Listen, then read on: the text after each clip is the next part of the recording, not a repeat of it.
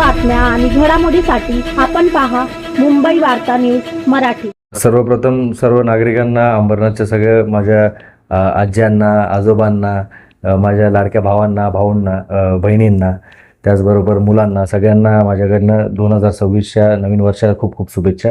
आणि ज्याप्रमाणे मी काही वर्ष माझ्या वडिलांसोबत जसं काम करत होतो, सुनीलजी चौधरी यांनी जसं शहरामध्ये काम केलं, त्याचप्रमाणे मी पुढे तुमच्या कुठल्याही कामासाठी मी हजर राहणार आहे आणि पुढे चांगली चांगली कामं करण्याचा माझा ध्यास आहे। मी ज्या दिवसापासून निवडून आलो आहे त्या दिवसापासून पहिल्या दिवसापासूनच मी कामाला सुरुवात केलेली आहे।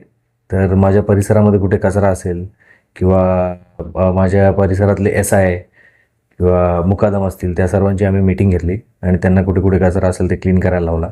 त्याचबरोबर पाण्याची जिथे जिथे कमतरता लोकांना वाटते त्या एरियाजमध्ये आम्ही जाऊन तिथे नवीन लाईनचा शुभारंभसुद्धा कालच आम्ही केलेला आहे। MGPकडनं आम्हाला त्या लाईनचं प्रोव्हिजन करून दिलं त्यांनी आणि आपण पाण्याची समस्या झाली किंवा क्लीनलीनेसची समस्या झाली ह्याच्यावर पहिला भर देऊन ह्याची सुरुवात पहिली आपण केलेली आहे। जसं आपण म्हणतो की बाहेर करण्यापेक्षा पहिले आपल्या घरात सुरुवात केली पाहिजे, त्याचप्रमाणे मी प्रभागामध्ये सुरुवात केलेली आहे आणि आता पूर्ण शहराभर मला काम करण्याची इच्छासुद्धा आहे।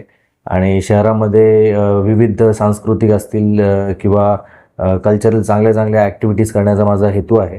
त्याचबरोबर युवकांसाठी स्पोर्ट्सचे इव्हेंट्स करण्याचा माझा प्लॅन आहे। जसं मी पूर्वी अंबरनाथ आयडल म्हणून हा प्रोग्राम केला होता, त्याच्यामध्ये साधारण 1400 युवकांनी त्याच्यामध्ये भाग घेतला होता। त्याचप्रमाणे आतासुद्धा चांगले चांगले मोठे मोठे इव्हेंट्स जे आहेत ते शहरासाठी देण्याचा माझा हेतू आहे।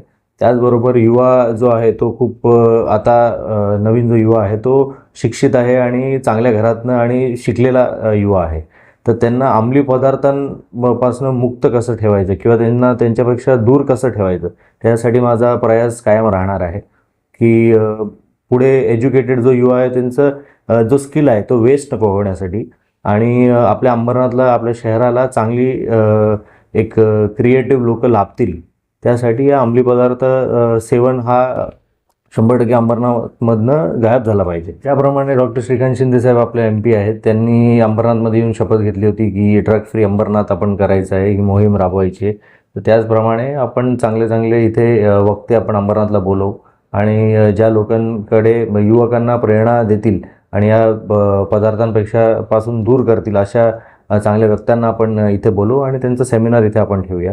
आणि त्याचबरोबर पोलीस प्रशासन जे आहे त्यांनासुद्धा आपण एक पत्र आपल्याकडनं देऊ आणि त्यांच्यावर कडेकोट कारवाई करता येईल। जे लोक विक्री करतात त्यांच्यावर आपण जास्त भर द्यायला सांगू।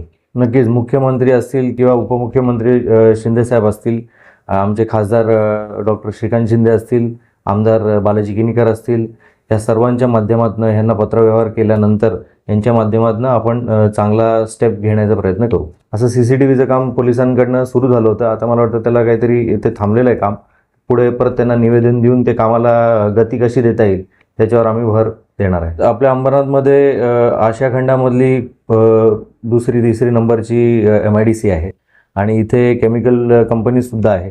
त्या केमिकल कंपनीजनी नॉर्म्सच्या व्यतिरिक्त जर कुठे काम करत असतील आणि जास्त प्रमाणामध्ये जर पोल्युशन ते करत असतील तर त्यांना आमच्या युवासेनेकडनं, शिवसेनेकडनं त्यांना नक्कीच आम्ही आमच्या पद्धतीने त्यांना लेटर लिहिणार आहे आणि त्यांना विनंतीसुद्धा करणार आहे की अशा गोष्टींमुळे ते स्वतः इथे राहत नसतील पण आमच्या इथे जे नागरिक राहतात त्यांना ह्याचा त्रास नको हो, नाहीतर त्यांच्या कंपनीला बंद करण्यासाठी पण आम्ही लेटर आमचे जे MIDC मिनिस्टर आहेत त्यांना आपण देऊ।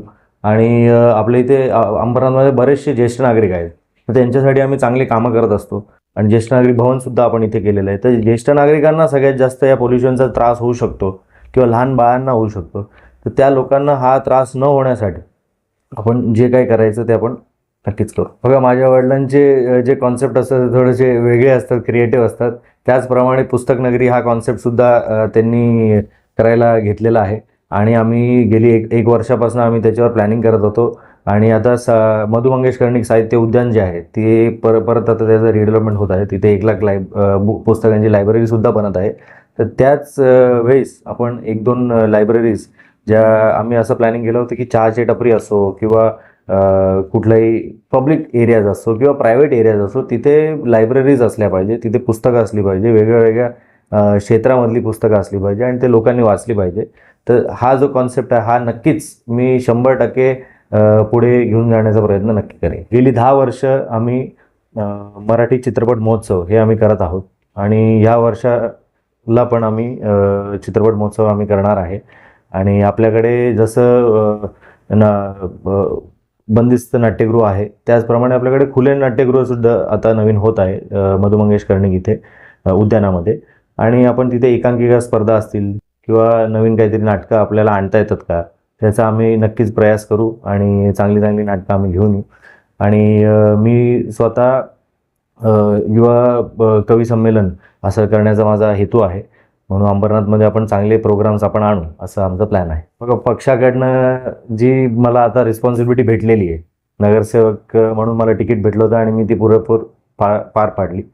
तर पुढे मला जर कुठे संधी साहेबांकडनं किंवा पक्षाकडनं भेटत असेल तर मी नक्कीच त्या गोष्टीसाठी मी प्रयत्न करणार आहे. स्वच्छ अंबरनाथ करण्याचा आपला प्रयास नक्कीच असणार आहे, म्हणजे कुठेही कचरा नसेल. आणि अंबरनाथमध्ये हर घर जल हे सगळ्यात महत्त्वाचं मुद्दा आहे अंबरनाथसाठी. त्याचमुळे डॉक्टर श्रीकांत शिंदे साहेबांनी अंबरनाथसाठी 210 कोटीचा निधी जो आहे, नालंबी इथे आता पाण्याचं काम सुरू आहे ऑलरेडी. तर विविध ठिकाणी 15 जागेवर 25-25 लाख लिटरच्या टाक्या आता तयार होत आहेत. तर ज्याप्रमाणे आपल्याकडे अर्धा तास किंवा पाऊण तास पाणी यायचं, तर ते पाणी डबल तर नाही तरी पण एक साधारण अर्धा तासाने आपलं वाढेल आणि फोर्स वाढणार आहे पाण्याला.